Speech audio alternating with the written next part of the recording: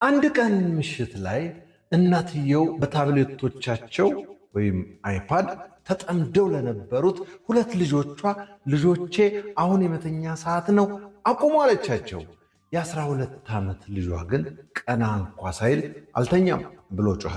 ሴት ልጇም በተራዋ እኔም ገና ነኝ አልተኛም ስትል በኃይል ተናገረች።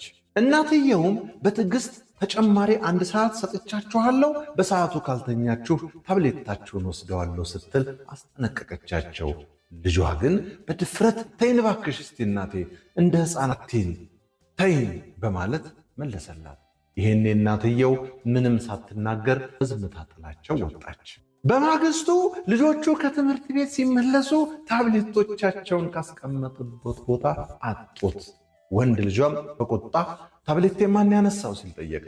እናትየውም ትናንት ምሽት ስላልታዘዛችሁኝ ለ1 ሳምንት አትጠቀሙም ስትል በቁርጠኝነት ነገረቻቸው።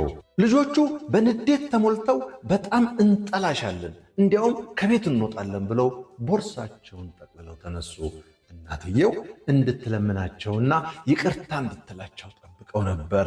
እሷ ግን ምንም ሳትላቸው በዝምታ ሸኘቻቸው።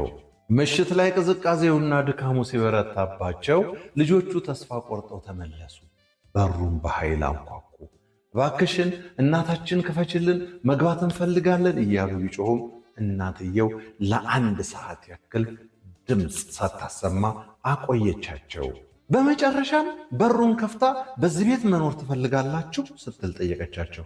አዎ እናታችን እያሉ እያለቀሱ ተማጸኗት። እንግዲያውስ ዳግመኛ ትዕዛዝ ላለመጣስ ቃል ግቡ አለቻቸው።